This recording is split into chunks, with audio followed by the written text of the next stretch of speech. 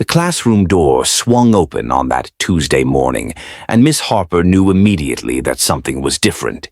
She had been teaching for 12 years at Riverside Elementary, and in that time she had learned to read the room before a single word was spoken. The air felt heavier somehow, charged with an uncertainty she couldn't quite name.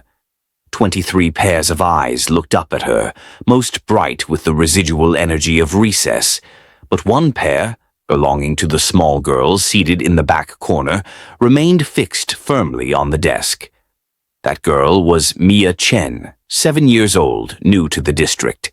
She had arrived 3 weeks earlier with paperwork that listed her guardians as distant relatives, an aunt and uncle who had taken her in after some family upheaval that nobody explained in detail. Miss Harper had tried to make her feel welcome, as she did with all new students, but Mia had responded to every kindness with silence and a kind of careful stillness that unsettled something deep in the teacher's chest. Before diving deeper into what Miss Harper would eventually discover, before revealing the signs that would change everything, take a moment right now to drop a comment and let everyone know where you're watching from. It would be wonderful to hear from you. If you enjoy educational stories like this that shed light on important issues, be sure to like the video, subscribe to the channel, turn on the notification bell, and share it with someone who would appreciate it too. These stories matter, and your support helps them reach the people who need to hear them. Miss Harper moved through her morning routine with practiced efficiency, taking attendance, collecting homework, transitioning the class into their math lesson. But her attention kept drifting to the back corner, to the child who sat with her shoulders hunched forward, her hands folded tightly in her lap, her breathing so shallow it barely moved her small frame. Other children shifted in their seats, fidgeted, passed notes when they thought she wasn't looking. Mia remained perfectly, unnaturally still. During the math lesson, Miss Harper asked students to come to the board to solve problems. When she called on Mia, the girl's face went pale. "Mia, would you like to try number 7? The child shook her head just once, a tight, jerky movement. "That's okay," Miss Harper said gently. "Maybe next time." But she noted the way Mia's hands had clenched into fists, the way her breathing had quickened, the flash of something that looked like terror in those dark eyes. At lunch, Miss Harper watched from her position, monitoring the cafeteria. Most children chatted loudly, laughed, argued over trading snacks. Mia sat alone at the end of a table, her lunch tray untouched in front of her. She didn't eat. She barely moved. When another girl from her class, Emma Rodriguez, approached and asked if she wanted to sit together, Mia shook her head and shifted slightly away, wincing as she did so. Miss Harper frowned. That wince had been subtle, but it was there. She made a mental note. The afternoon brought art class, usually the highlight of the day for most students. Mrs. Chen, no relation to Mia, despite the shared surname, brought out watercolors and thick paper, instructing the children to paint something that made them happy. The room filled with enthusiastic chatter as children grabbed brushes and began mixing colors. Mia sat frozen at her easel, staring at the blank paper as though it might bite her. "Mia, honey, don't you want to paint something?" Mrs. Chen asked, her voice warm and encouraging. The girl's lips moved, forming words so quiet that Mrs. Chen had to lean down to hear them. "I don't know what makes me happy." The art teacher's smile faltered for just a moment before she recovered. "Well, that's okay. How about you paint your favorite color? Do you have a favorite color?" Mia considered this for a long moment. "Blue," she whispered finally. "I like blue." "Blue it is then." "Mrs." Chen squeezed her shoulder gently, a gesture of encouragement, but Mia jerked away so violently that she nearly knocked over the water jar. Her face crumpled, fear flooding her features, and she shrank back in her chair as if expecting to be struck. "I'm sorry," Mrs. Chen said immediately, hands raised. "I didn't mean to startle you. You're okay, sweetie. You're safe here." But Mia didn't look convinced. She looked trapped. When the students returned to Miss Harper's classroom, Mrs. Chen pulled her aside in the hallway. "There's something off with the Chen girl," she said quietly. She flinched when I touched her shoulder. Not like a normal startle, she was terrified, and she has no idea what makes her happy. What 7-year-old doesn't have an answer to that? Miss Harper nodded slowly. "I've noticed things too. She doesn't interact with the other children, she won't participate, and she moves like everything hurts. Should we talk to the counselor? I think we should. Let me observe her a bit more today, and I'll set up a meeting." The rest of the afternoon, Miss Harper watched Mia with increasing concern. During reading time, when the children sprawled on the carpet with their books, Mia remained at her desk. When Miss Harper asked why she didn't want to join the others, Mia said, "I can't sit on the floor." "Why not, sweetheart?" "It hurts." "What hurts?" Mia's eyes went wide and she shook her head rapidly. "Nothing. I'm just tired." But she wasn't tired. She was scared. When the dismissal bell rang and children flooded toward the door with their backpacks bouncing, Miss Harper noticed Mia moved differently than the others. She walked stiffly, carefully, as though each step required conscious thought. Her backpack hung from one shoulder rather than both, and she held herself away from the jostling crowd, pressing against the wall to avoid contact. Outside, Miss Harper watched as a silver sedan pulled up. The woman who got out was thin and sharp-featured, her mouth set in a hard line. The man in the driver's seat didn't get out, didn't wave, didn't smile. This was Mia's aunt and uncle, Margaret and Robert Chen. Miss Harper had met them briefly during enrollment, and something about them had struck her as cold, though she had tried to dismiss the feeling as unfair judgment. Mia approached the car with her head down, her movements even more careful than they had been inside. When Margaret opened the back door, the girl climbed in with visible difficulty, her face twisting briefly before she controlled it. The door shut. The car drove away. Miss Harper stood on the sidewalk long after it disappeared, a knot of anxiety tightening in her stomach. That evening, she sat at her kitchen table with a cup of tea, going cold in front of her, thinking about Mia, thinking about the fear in her eyes, the careful way she moved, the wincing, the isolation. She had seen troubled children before, children dealing with divorce or grief or learning difficulties. This felt different. This felt darker. She pulled out her phone and sent an email to the school counselor, Ms. Patricia Okonkwo. "Need to discuss a student. Urgent. Are you available tomorrow before school?" The response came within minutes. "I'll be in my office at 7. See you then." Miss Harper barely slept that night. She kept seeing Mia's face, the way she had flinched from Mrs. Chen's gentle touch, the way she had said she didn't know what made her happy. What kind of life taught a child to be afraid of kindness? The next morning she arrived at school early, the hallways still dim and quiet. Miss Okonkwo was already in her office, a mug of coffee steaming on her desk. She was a woman in her 40s with kind eyes and an air of unflappable calm that came from years of dealing with crisis after crisis in the lives of children. "Tell me," she said simply. Miss Harper laid it all out, the fear, the isolation, the careful movements, the wincing, the inability to sit comfortably, the terror when touched, the comment about not knowing what made her happy. As she spoke, Ms. Okonkwo's expression grew more serious. "How long has she been enrolled?" 3 weeks. "And have you noticed any visible injuries?" Miss Harper hesitated.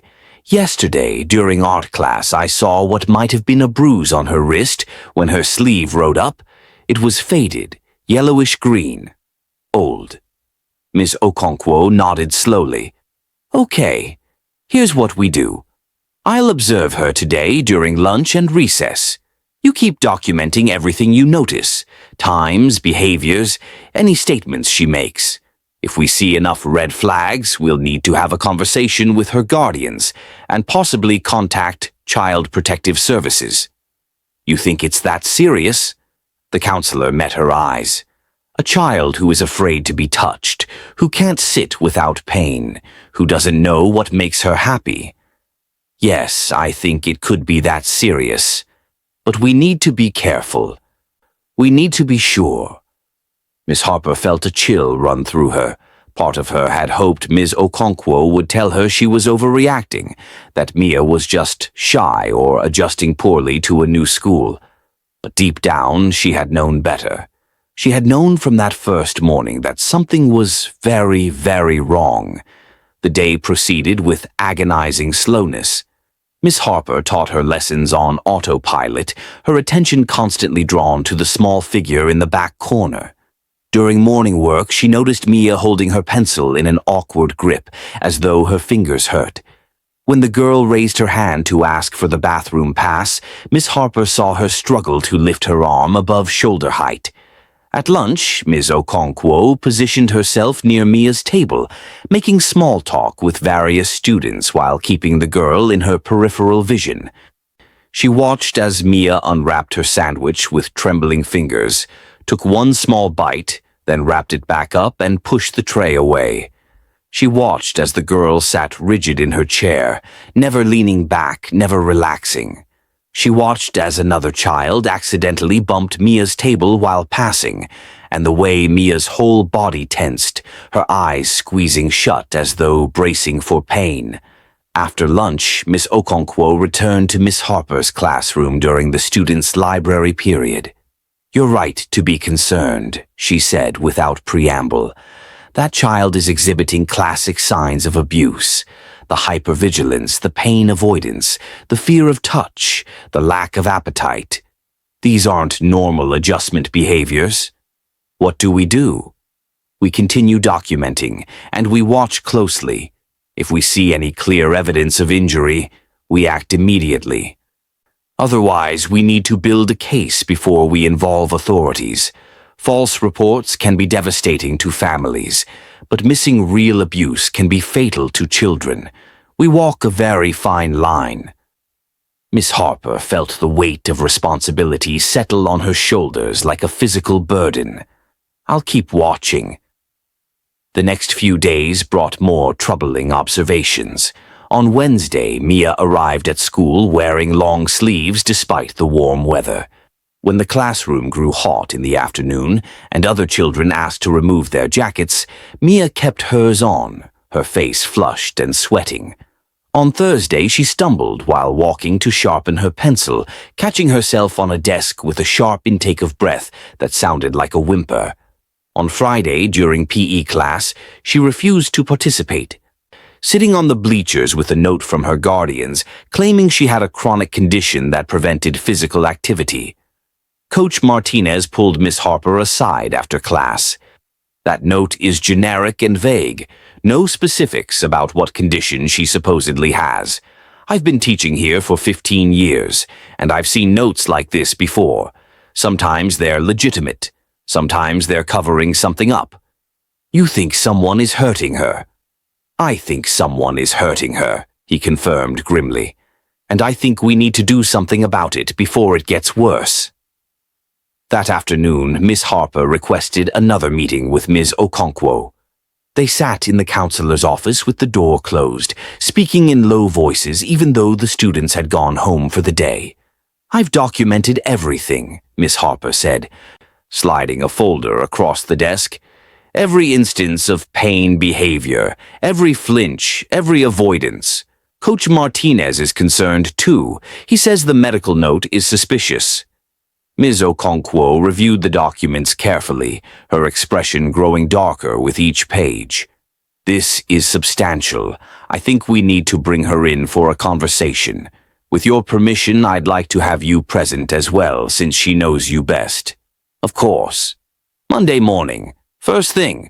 We'll pull her out of class before the other students arrive. Keep it low-key and non-threatening. We just want to talk to her, see if she'll open up about what's happening at home." The weekend stretched endlessly. Miss Harper found herself thinking about Mia constantly, wondering what was happening to her in that house with those cold-eyed guardians. Was she being hurt right now? Was she scared? Did she have anyone to turn to, anyone who made her feel safe? Monday morning arrived with gray clouds and the threat of rain. Miss Harper arrived early again, her stomach in knots. Miss Okonkwo was already waiting in her office, and together they went to meet Mia when her uncle dropped her off. The girl emerged from the car moving even more stiffly than usual, and Miss Harper noticed she was cradling her left arm against her body.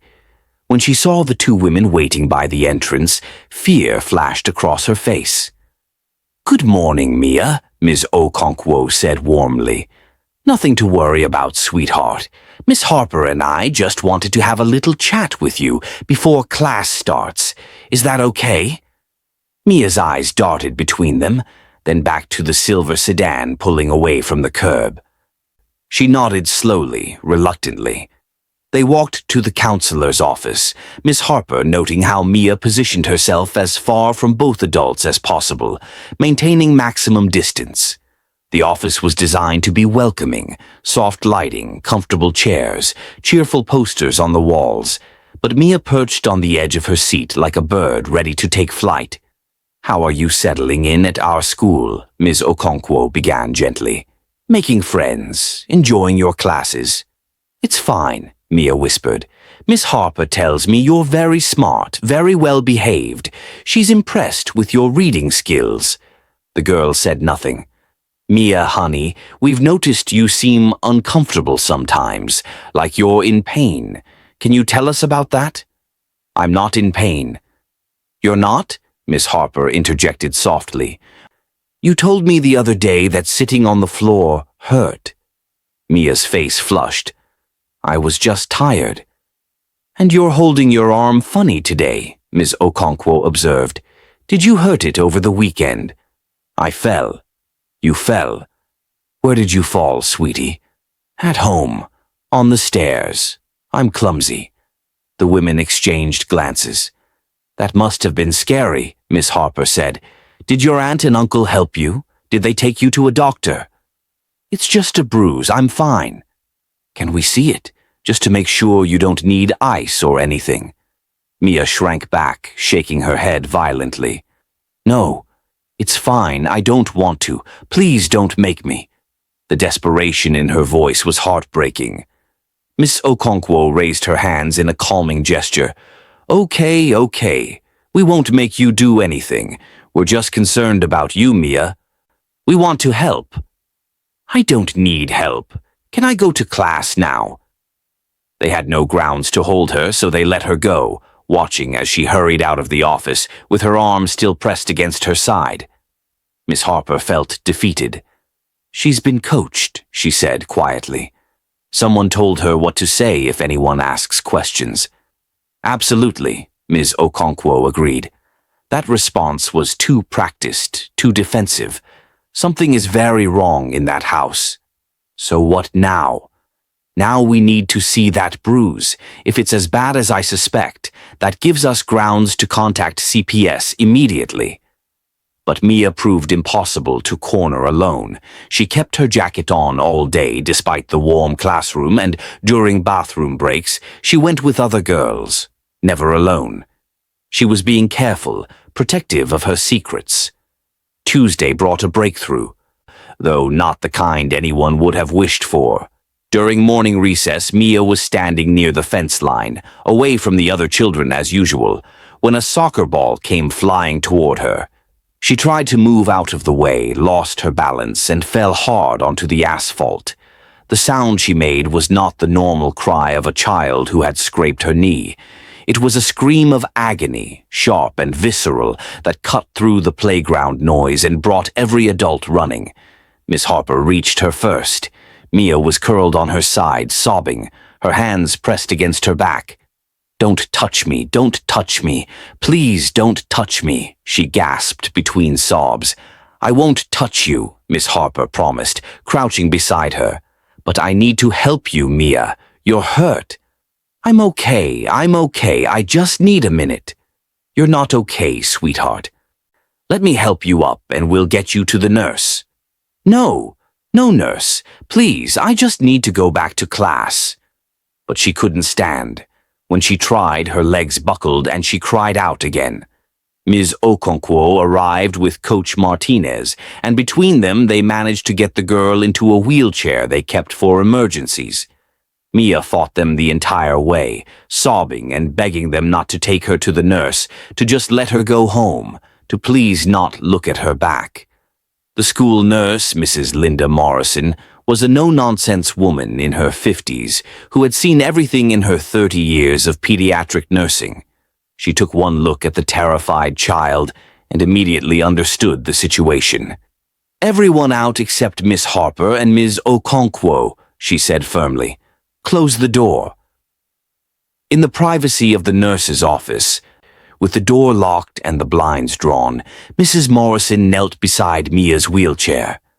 "Baby girl, I know you're scared. I know someone told you not to let anyone see, but you're hurt badly enough that you can't walk. I need to look at your back to make sure nothing is broken. Do you understand?" "They'll be so angry," Mia whispered, tears streaming down her face. "They said if I told anyone, if I let anyone see, they would—" She broke off, shaking her head. "They would what?" Miss Harper asked gently, her heart breaking. "I can't say, please, just let me call them. They'll come get me." "Mia, listen to me," Mrs. Morrison said, her voice kind but firm. "I'm a nurse. It's my job to take care of children who are hurt, and honey, I can tell just by looking at you that you're hurt bad. If I don't check you out and something is seriously wrong, you could get sicker. You don't want that, do you?" Mia sobbed harder, her small body shaking. "I don't want anyone to be angry." "No one here is angry at you," Ms. Okonkwo said. "We're worried about you. We care about you. And whatever is happening, it's not your fault. None of this is your fault." The words seemed to break something in the child. She looked up at the three women, her face crumpled with pain and fear and something that might have been desperate hope. "You promise you're not angry?" "We promise," Miss Harper said. "We just want to help you." "Okay," Mia whispered. "Okay." Mrs. Morrison worked quickly and professionally, helping Mia out of her jacket and lifting the back of her shirt while the girl sobbed quietly. What she revealed made all three women gasp. Mia's back was covered in bruises, some fresh and purple, others faded to yellow and green, overlapping each other in layers that told a story of sustained, repeated trauma. But worse than the bruises were the marks that spoke of something more deliberate, more calculated. Thin, linear scars crisscrossed her shoulder blades, some old and silvery, others newer and still pink. There were marks that looked like burns, small, circular, uniform in size and spacing. And across her lower back, someone had written numbers in what might have been a marker, faded now but still visible. A countdown or a tally, nobody could tell which. Mrs. Morrison's hands shook slightly as she took photographs with her phone, documenting every angle, every mark.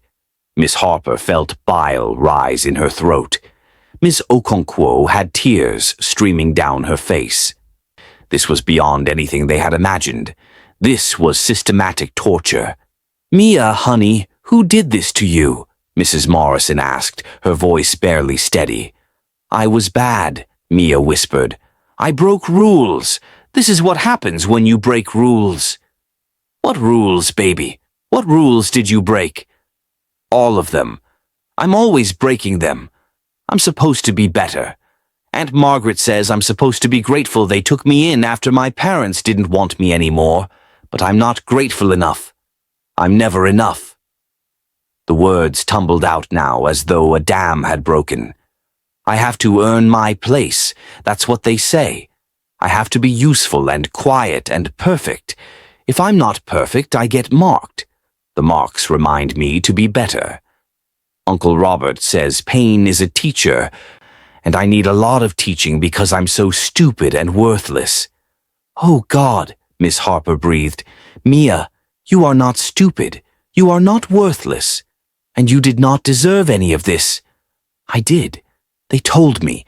They explained it all. They're helping me become a better person. They're saving me from being like my parents, who were weak and selfish and—" She broke off, fresh sobs overtaking her. Mrs. Morrison gently lowered Mia's shirt and helped her back into her jacket. Then she turned to Ms. Okonkwo. "Call the police and CPS right now. I'm not releasing this child back to those people under any circumstances." Ms. Okonkwo was already pulling out her phone, stepping into the hallway to make the calls. Miss Harper sat beside Mia, not touching her but staying close. "You're safe now," she said. "We're not going to let anyone hurt you anymore. They'll be so angry. When they find out I told, They won't have the chance to do anything," Mrs. Morrison said firmly. "The authorities are coming. You're not going home with them today or any day after this." Mia looked up, confusion mixing with fear on her small face. "Where will I go?" "Somewhere safe. Somewhere you'll be taken care of by people who understand that children should never, ever be hurt like this.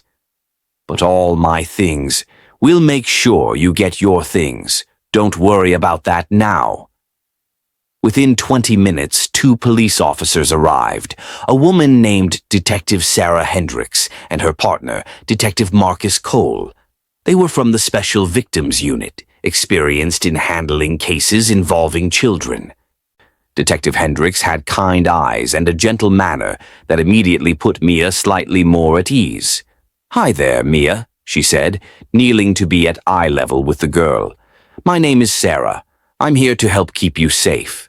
Your nurse and teachers told me you've been having a rough time.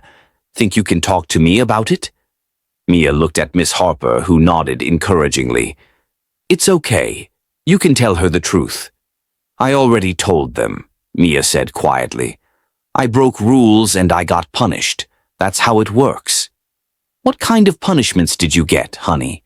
Mia's voice dropped to barely a whisper. "Different things. Depends on what I did wrong. If I talked too much or didn't finish my vegetables or got a question wrong on my homework, sometimes I had to kneel on rice for an hour. If I cried or complained, I got the belt.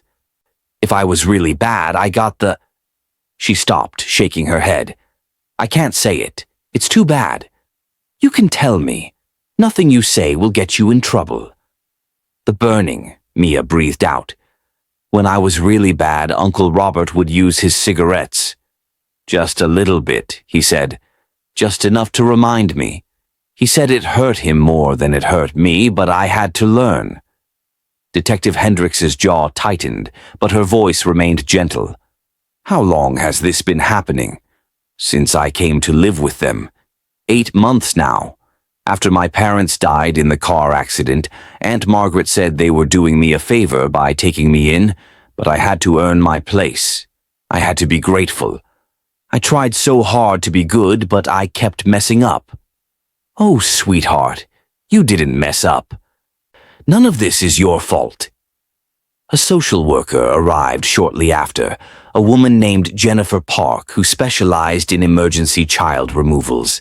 She had a warm smile and carried a stuffed bear, which she offered to Mia. The girl took it hesitantly, holding it against her chest like a lifeline. "Mia, I'm going to take you somewhere safe for now," Jennifer explained. "It's called a crisis care home. They have nice people there who take care of children who need help. You'll have your own room, good food, and nobody will hurt you. How does that sound? What about school? I'll miss class." Miss Harper felt her heart crack at the question. Even after everything, this child was worried about missing school. "Don't you worry about that," she said. "We'll make sure you get caught up on anything you miss. Right now, you just focus on feeling better." Before they took her away, Mia turned to Miss Harper with tears in her eyes. "Will I ever see you again?" "Yes," Miss Harper promised. "As soon as they say it's okay, I'll come visit you. I promise." "Thank you," Mia whispered. "Thank you for noticing. Nobody else ever noticed."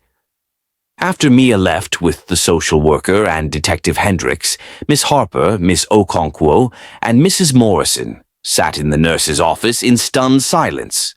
Finally, Miss Harper spoke. "I should have acted sooner. I knew something was wrong from the first day." "You couldn't have known it was this bad," Ms. Okonkwo said, "and you did act.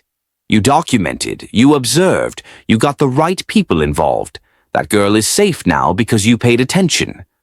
"Those photographs," Mrs. Morrison said, her voice hollow.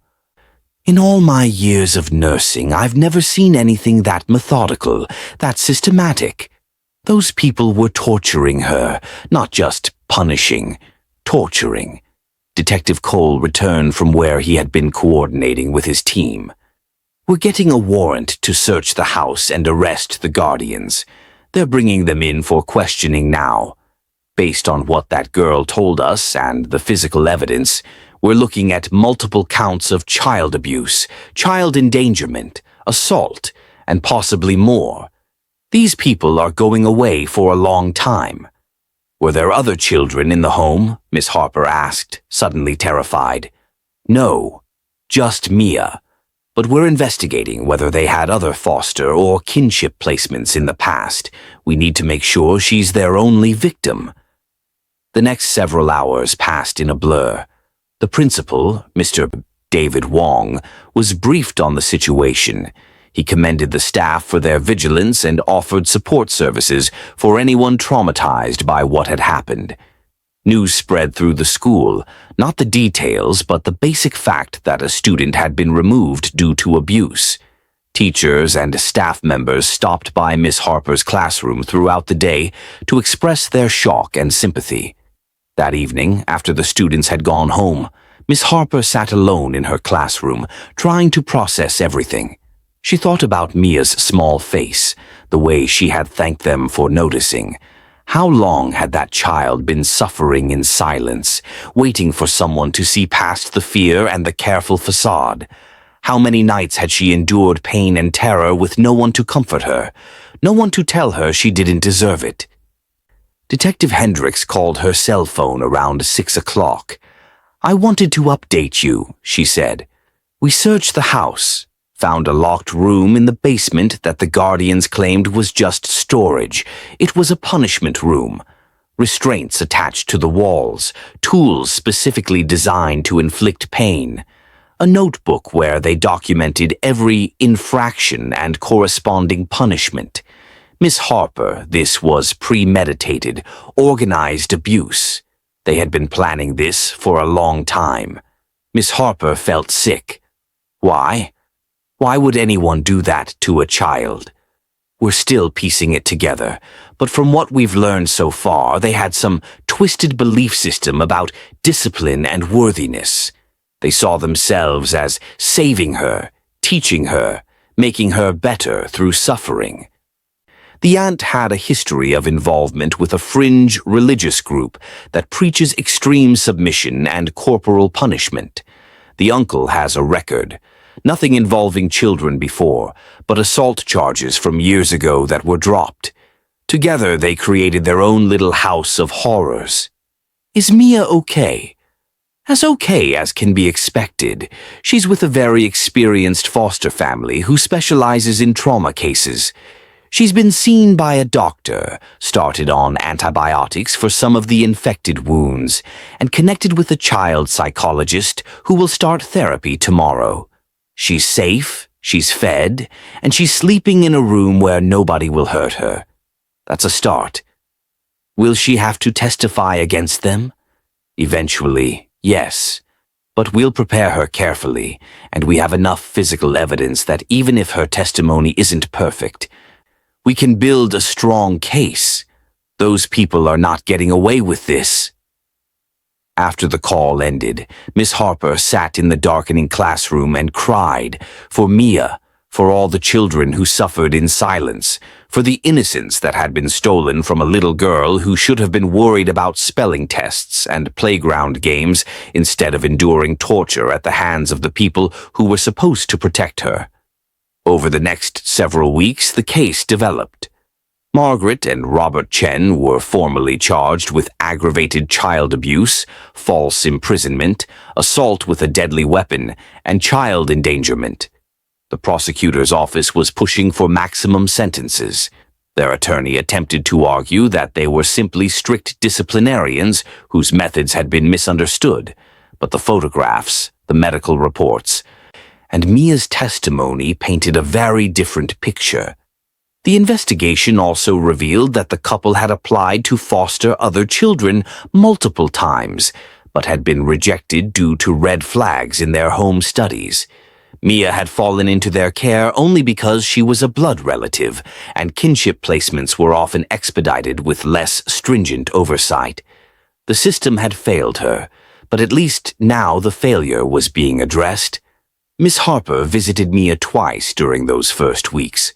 The foster family, the Johnsons, were a middle-aged couple with grown children of their own and years of experience with traumatized kids. They welcomed Miss Harper warmly, understanding how important it was for Mia to maintain connection with someone who had shown her kindness. The first visit was difficult. Mia was withdrawn, barely speaking.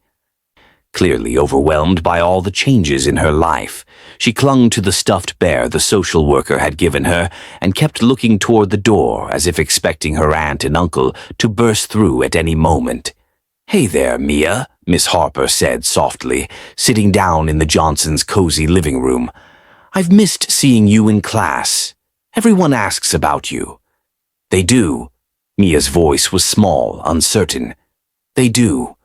Emma made you a card. So did Marcus and Sophia and about 15 other kids. Want to see?" She pulled a folder from her bag filled with handmade cards from her classmates, drawings, messages, stickers, all expressing that they hoped she felt better soon and would come back to school. Mia looked through them slowly, a small smile tugging at her lips for the first time. "They don't hate me?" "Why would they hate you, sweetie?" "Because I'm broken. Because of what happened to me. Aunt Margaret always said I was broken and worthless." Miss Harper chose her words carefully. "Mia, look at me. What happened to you was terrible and wrong, but it doesn't make you broken. It makes you strong. You survived something awful, and now you're healing. That takes courage. I was scared all the time. I know you were, but you're safe now. The Johnsons are keeping you safe, and the police are making sure your aunt and uncle can never hurt you or anyone else again. Detective Sarah told me that too. She said they're in jail." "That's right, and they're going to stay there." "Good." The word came out fierce, stronger than anything Miss Harper had heard from her before. "They were mean. They hurt me every day. They said it was for my own good. But it didn't feel good. It felt bad. Really bad. It was bad. None of what they did was okay." Mia was quiet for a moment, then asked, "Can I really come back to school?" "Whenever you're ready. Your teachers and all your classmates will be happy to have you back." The second visit, 2 weeks later, found Mia in much better spirits. She was wearing clothes that fit properly. The Johnsons had taken her shopping, and her hair was clean and neatly braided. She smiled when Miss Harper arrived, and though she still moved carefully, protecting healing injuries, there was a lightness to her that hadn't been there before. "I've been doing therapy," Mia announced. "Dr. Williams is teaching me about feelings and how to talk about what happened without being scared." "That's wonderful. How is it going?" "It's hard sometimes. I have nightmares still, but Mrs. Johnson, she said I can call her Rachel, she stays with me when I have bad dreams. She doesn't get mad or tell me to be quiet. She just holds my hand and tells me I'm safe." "That's what people who love you do," Miss Harper said gently. "They help you through the hard times. Nobody ever did that before. When I lived with Aunt Margaret and Uncle Robert, if I cried at night, they would lock me in the closet so I wouldn't disturb them. But Rachel says crying is okay. She says it helps get the sad feelings out." Miss Harper felt anger rise in her chest again at what this child had endured, but she kept her voice calm and warm. Rachel is absolutely right. Crying is healthy. It's your body's way of processing difficult emotions. I'm learning lots of things like that. Dr. Williams says I have to unlearn all the bad things they taught me and learn new, true things instead. Like how I'm not worthless or stupid or bad. She says I'm smart and brave and deserving of good things. She's right about all of that. Mia picked at the edge of her sleeve, then looked up with tentative hope in her eyes. Do you think I could come back to school next week? I miss learning, and I miss the other kids. Even though I was always too scared to talk to them before, I miss seeing them. I think that would be wonderful. We'll make sure everything is ready for you. And so, 5 weeks after that terrible day on the playground, Mia returned to Riverside Elementary. Miss Harper had prepared her class carefully, explaining in age-appropriate terms that Mia had been going through a difficult time, but was doing better now, and that they should be welcoming and kind, but not overwhelm her with questions. The children had responded beautifully, their natural compassion shining through. When Mia walked into the classroom that Monday morning holding Rachel Johnson's hand, the entire class erupted in applause. Mia's eyes went wide with surprise, and then she smiled, a real, genuine smile that lit up her whole face. Emma rushed forward with a handmade "Welcome Back" banner that the class had decorated. Marcus offered to be her partner for the math activity. Sophia asked if she could sit with her at lunch.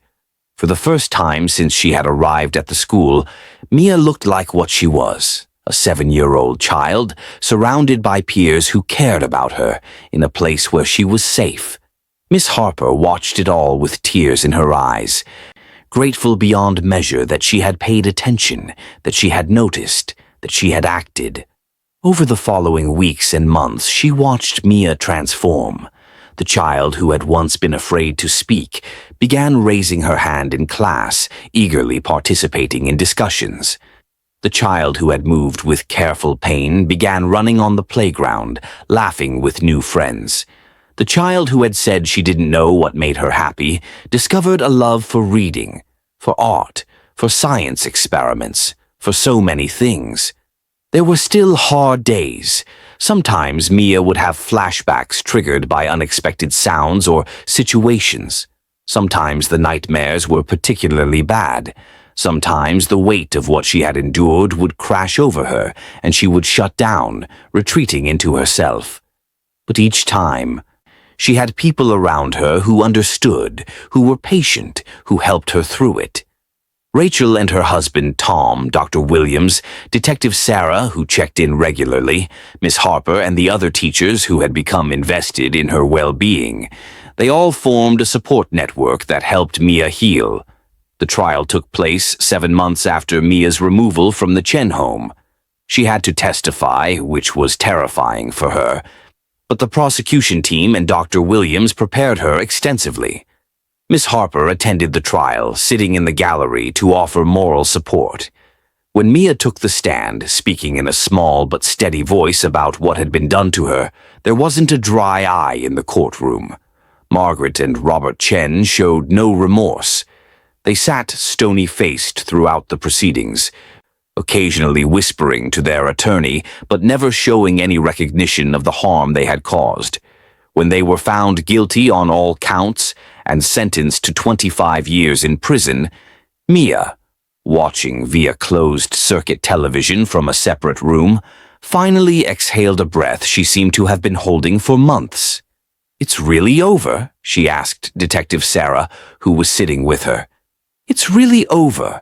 They can't hurt you anymore." "Good," Mia said firmly. Then, after a pause, "I want to go back to school now. We're learning about the solar system, and I don't want to miss it." By the end of the school year, Mia had transformed so completely that new students who met her couldn't imagine the terrified, silent child she had once been. She had friends, genuine friends who invited her to birthday parties and playdates. She had favorite subjects, science and creative writing. She had hobbies.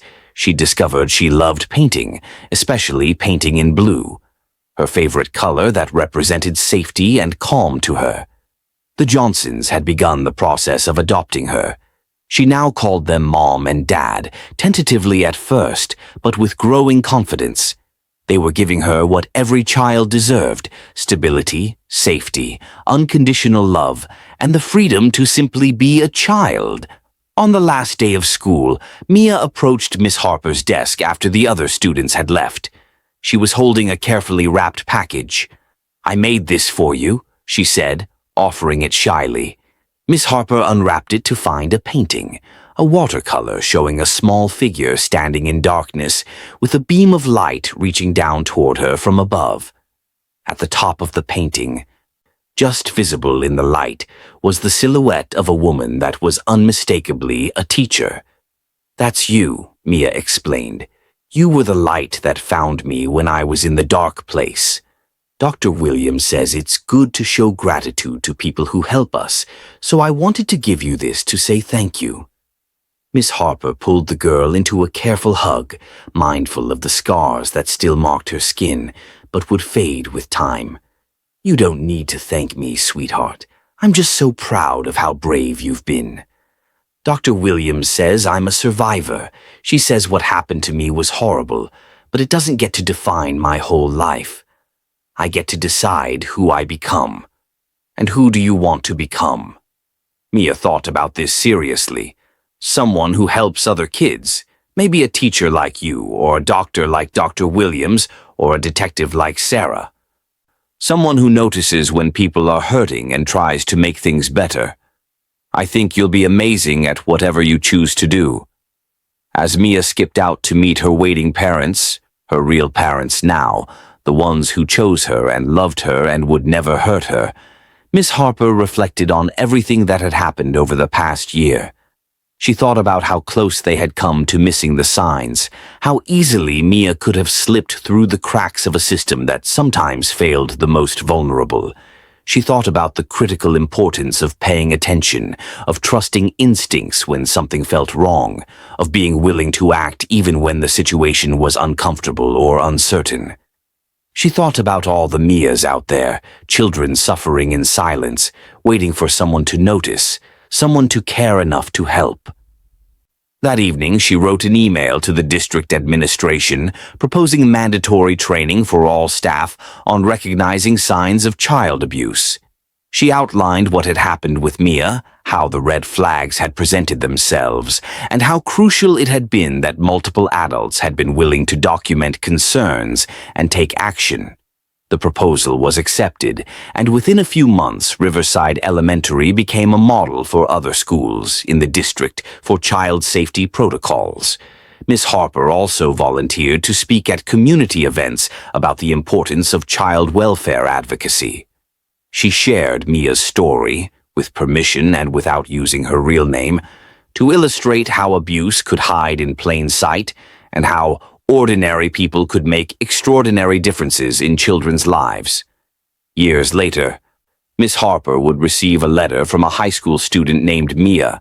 The girl she had helped save was now thriving, honor roll student, captain of the debate team, volunteer at a crisis center for children. The letter thanked her again, but more than that, it told her about the life Mia was building, the dreams she was pursuing, the happiness she had found. "I want to study child psychology in college," the letter said. "I want to help kids like me, kids who are trapped and scared and don't know if anyone will ever notice them. Because of you, I learned that people do notice. People do care, and one person paying attention can change everything. You changed everything for me, Miss Harper. You gave me my life back. I will never forget that." Miss Harper kept that letter in her desk drawer, pulling it out whenever she had a difficult day, whenever she felt discouraged or wondered if her work mattered. It reminded her why she had become a teacher in the first place, not just to educate minds, but to nurture souls, to be a safe harbor for children who desperately needed one, to pay attention when others might look away.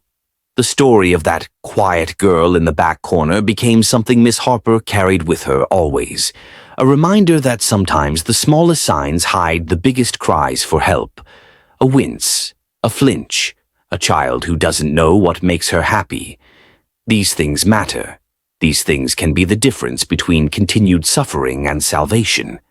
Every year, on the anniversary of the day she had checked under Mia's uniform and called the authorities, Miss Harper would pause in her classroom after the students left and reflect on how close they had come to failing that child.